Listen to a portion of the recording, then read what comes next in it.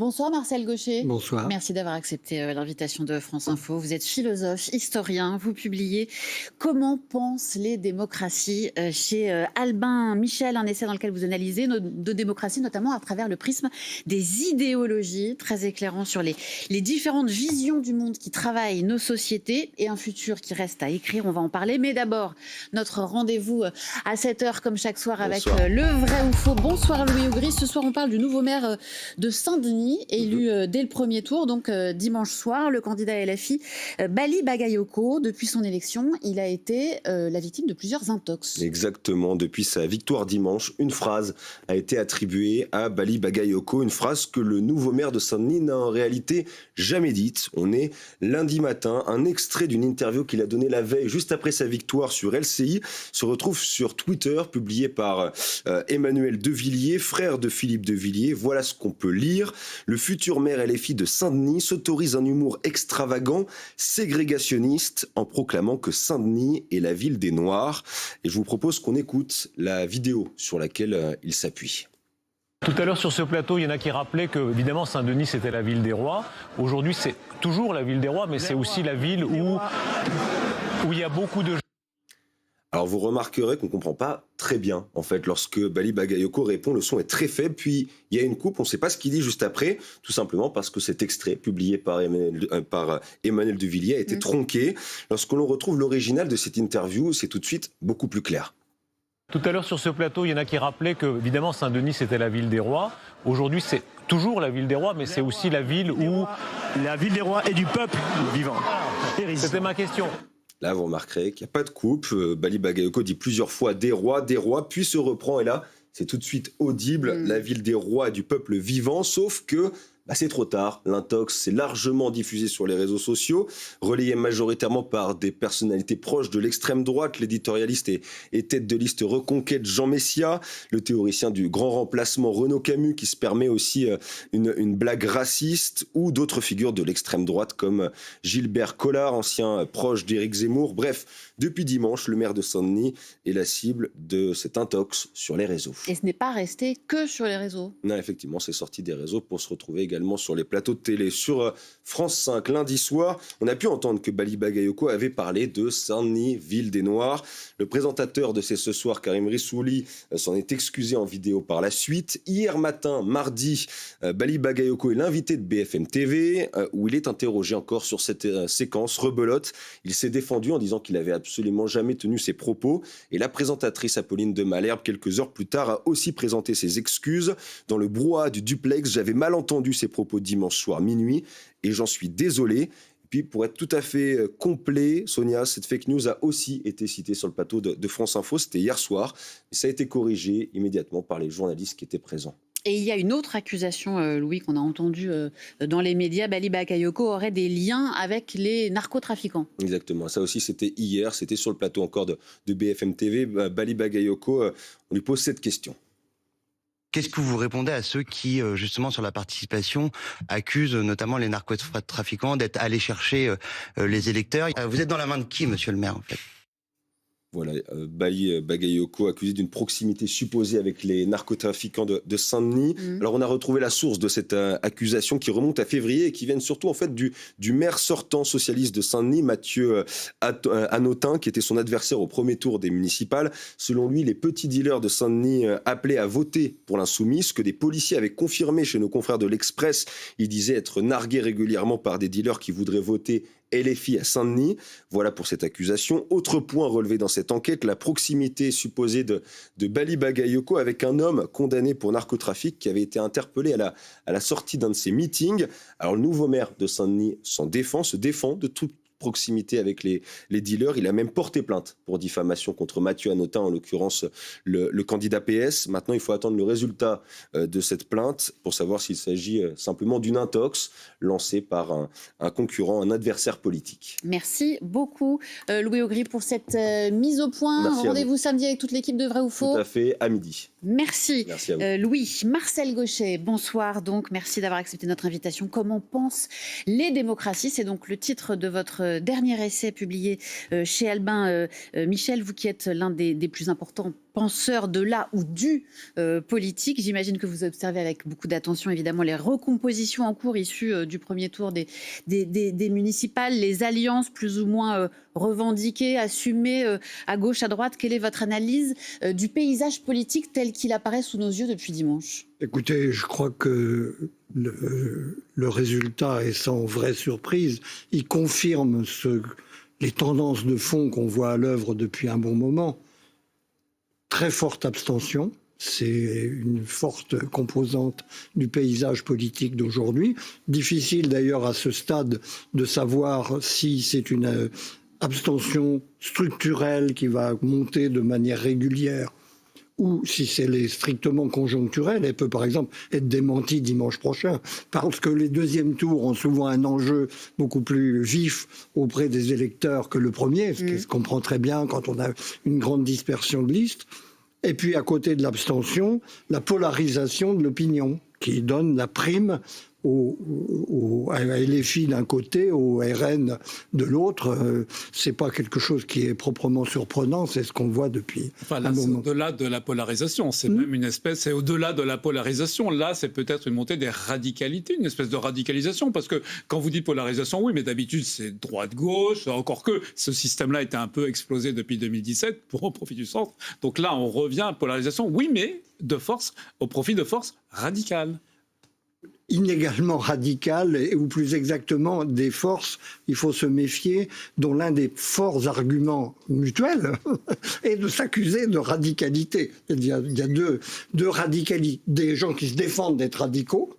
On a bien vu comment Jean-Luc Mélenchon repoussait l'étiquette d'extrême gauche, et on peut dire que le grand souci du Rassemblement national est de se libérer du soupçon d'extrême droite, contre lequel il proteste régulièrement. Donc, vous voyez, cette radicalité est très ambiguë, mais le fait est qu'on ne sait pas, en fait, si réellement on a affaire à des mouvements radicaux ou non. Et ça fait vraiment radicaux parce qu'on les a jamais jugés à l'œuvre, tout simplement.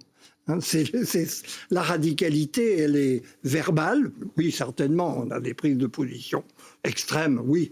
C'est indiscutable, mais savoir si ça correspond à une véritable radicalité politique, la question me semble très en suspens.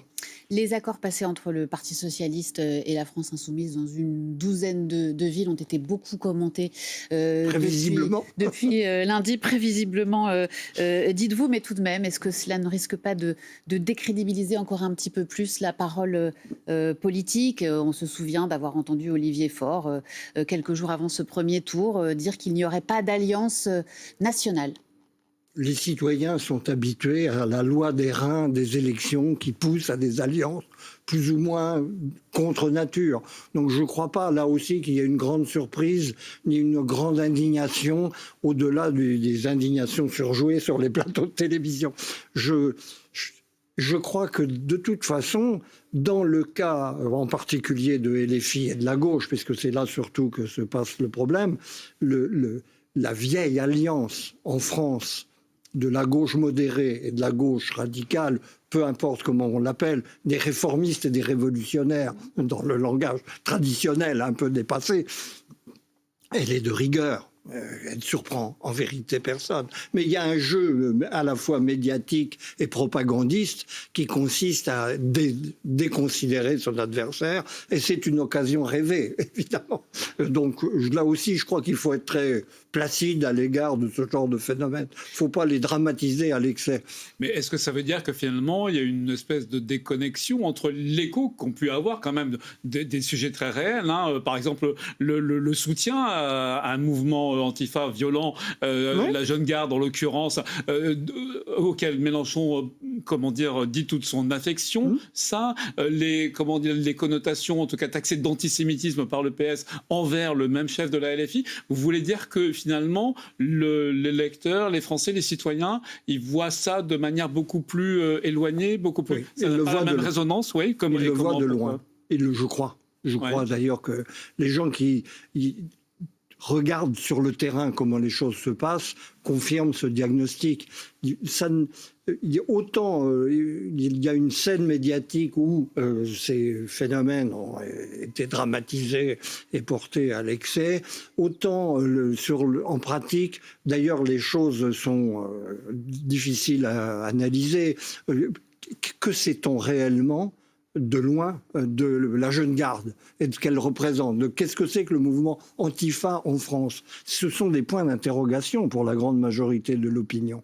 Et de la même façon, les propos de Mélenchon qui sont, disons, tangents, on ne peut pas dire qu'il ne peut pas être poursuivi pour antisémitisme sur le vu de ses déclarations, ce qui pourrait parfaitement être le cas dans... C'est pas le cas. Donc, vous voyez, on joue dans une ambiguïté qui, je crois, pour la majorité des citoyens, crée plus de perplexité que d'opinions tranchées.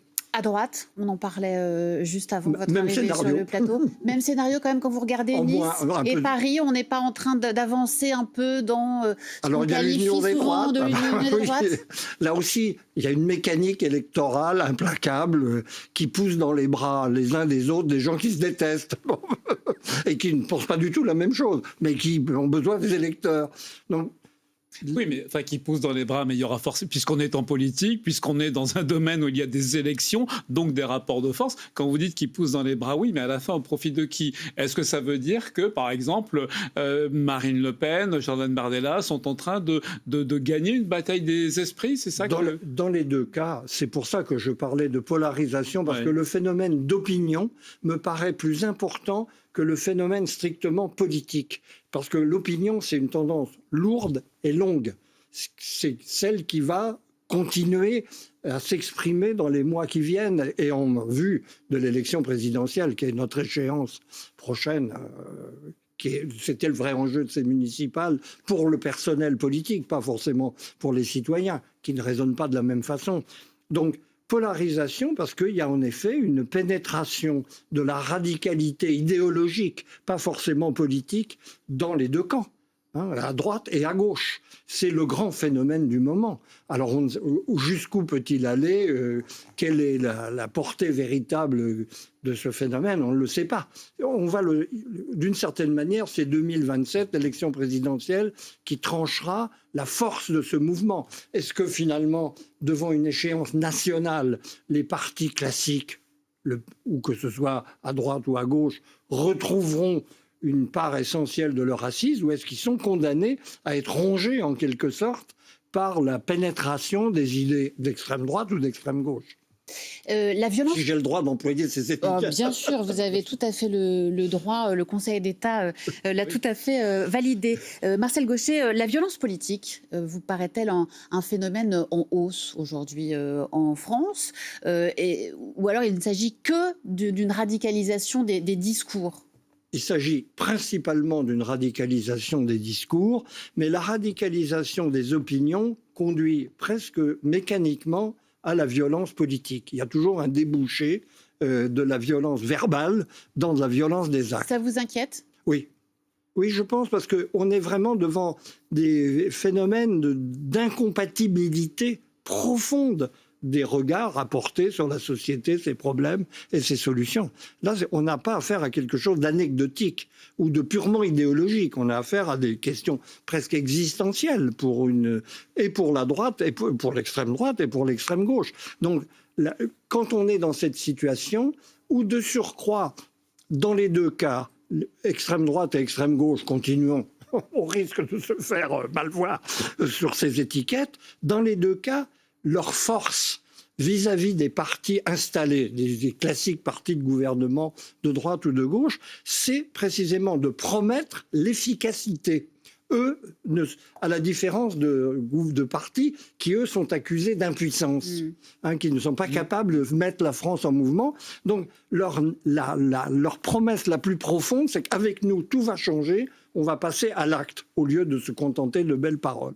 Mais sur quoi ça pourrait déboucher? Parce que je reviens un instant, par exemple, sur l'abstention que vous avez noté vous-même comme un phénomène important. Là, c'est quand même d'autant plus frappant qu'en général, ce sont les élections les plus mobilisatrices. Bon, si on excède 2020 avec la pandémie, voilà. Et c'est en général les plus mobilisatrices. C'est également, disons, l'élu préféré. Et là, elle n'a pas eu lieu. Est-ce que, de manière générale, ça traduirait un petit peu une espèce de fatigue démocratique? Ce terme, il revient, pas que pour la société française d'ailleurs. Est-ce que pour vous, ça revêt une réalité, une inquiétude? Et dans ce cas-là, par quoi raviver la démocratie? Ça, les solutions, c'est une autre question. Mais on peut au moins parler du problème. Oui. Et je crois qu'on a affaire à un phénomène étrange, original, qui n'a jamais eu lieu dans la vie politique, qui est un mélange très singulier de dépolitisation et de radicalisation, qui ne touche évidemment pas les mêmes personnes, mais qui procède de la même source,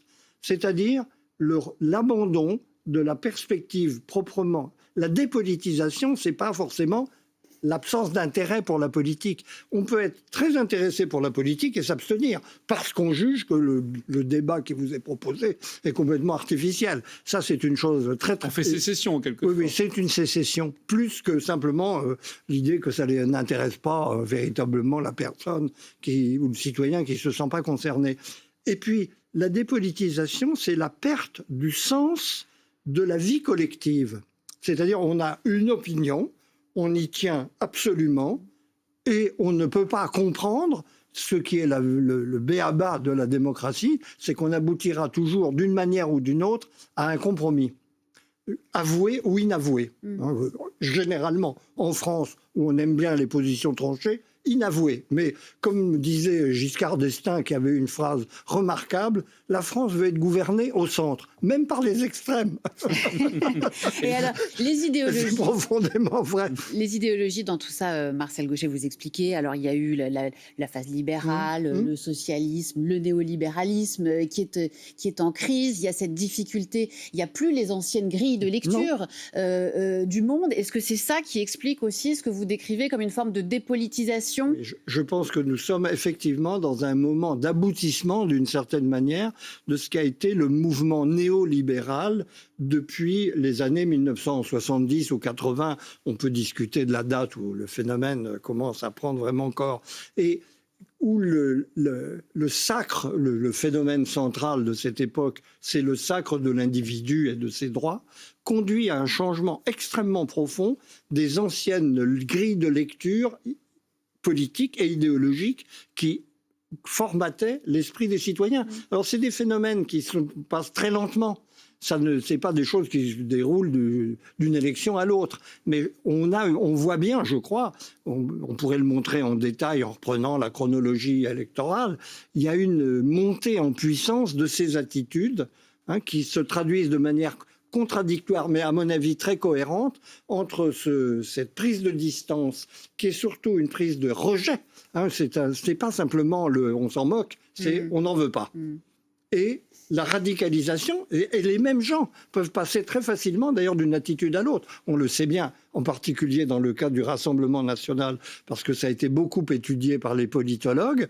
En fait, les mêmes gens ou s'abstiennent ou votent Rassemblement national. C'est presque optionnel selon les échéances électorales, leur humeur du moment. C'est les mêmes. Et je pense que du côté de LFI, l'électorat jeune, c'est très important. C'est le phénomène le plus marquant de ce nouvel électorat. Mélenchon a raison. Il y a bien quelque chose comme une nouvelle France. En tout cas, il y a une nouvelle génération. Ça, c'est sûr. Et où la même chose s'observe. Les plus jeunes sont les plus abstentionnistes et les plus radicaux. Et c'est ça qu'il faut comprendre, qui nous déconcerte beaucoup. Mais alors, vous citiez Giscard d'Estaing, et avec son rêve donc de gouverner au centre, 2 Français sur 3, disait-il, mais finalement, c'était également l'ambition d'un Emmanuel Macron, avec, en même temps, à la fois la gauche, à la fois la droite, et vous êtes très sévère avec son double quinquennat, en disant finalement que ce qu'on a vu surtout se développer, c'est une espèce de frustration des Français. Qu'est-ce que vous voulez dire par là, et sur quoi ça pourrait déboucher? Parce qu'on l'a rappelé, il y a une échéance présidentielle dans un an. Alors, je ne suis pas j'ai- prophète. Non, mais alors, peut-être déjà cette frustration. Je me garderais bien de faire des pronostics qui n'auraient Surtout quand il d'ailleurs concerne aucun l'avenir, sens. c'est- Ça va être une élection d'ailleurs très singulière, puisque l'essentiel de cette élection va consister dans le processus de filtrage et de décantation des candidatures qui se situent quelque part entre 50 et 100, paraît-il. Moi, je ne suis pas dans le sérail pour connaître le détail, mais quand vous avez entre 50 et 100 candidats potentiels, vous voyez qu'il va y avoir un processus pour aboutir à un petit nombre qui va être compliqué. Vous allez avoir beaucoup de travail. Mais on en a déjà. Un petit mot sur la situation internationale, Marcel Gauchet. On entend beaucoup, alors évidemment, on a un ordre international chaotique, on en parle aussi ici chaque soir. On entend les mots de fascisme, de populisme, de tentation autoritaire. J'ai vu que vous tenez à faire attention à l'utilisation de ces mots. Vous dites attention, on n'est pas dans les années 30, c'est pas la même chose. Pour autant, quand on regarde les États-Unis et même une partie de l'Europe, il y a bien une tentative autoritaire, il y a bien un danger, une menace sur nos démocraties. Non, vous savez, la tentation autoritaire, elle est inhérente à la démocratie. À partir de... Oui. Contre-intuitif, pourquoi ?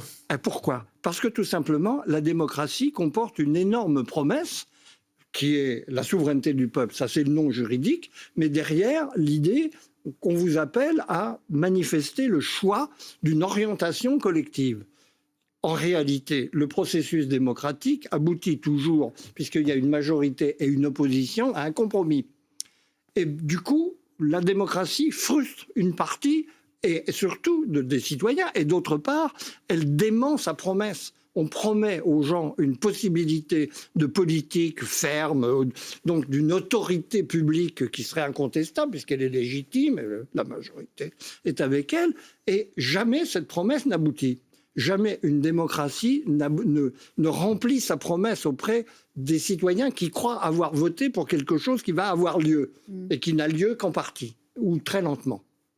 C'est un problème de temps. Donc, je crois que la tentation autoritaire est dans la démocratie parce qu'il y a cette frustration qui grandit ou diminue selon les conjonctures. Il y a des conjonctures fastes où cette tentation se dilue parce que, en gros, même si on n'est pas content des orientations ou des résultats des gouvernements, on pense que au moins on tire un bénéfice de la situation. Et là, nous sommes dans une situation d'angoisse collective qui ne dit pas son nom, qui est dans le cadre européen, c'est très clair, puisque c'est le déclassement européen, le déclassement de beaucoup de pays, la France, à l'intérieur de l'Europe par rapport à leur ancien rôle, et l'impression de pouvoirs politiques qui ne peuvent rien ou qui n'ont pas l'air de s'apercevoir de ce qui se passe, ce qui est la plus grande angoisse des citoyens. C'est-à-dire, si on a des gouvernants en lesquels on a confiance au moins dans leur lucidité de leur diagnostic, même si on sait qu'ils ont des problèmes d'accomplissement de leurs promesses, on se résigne.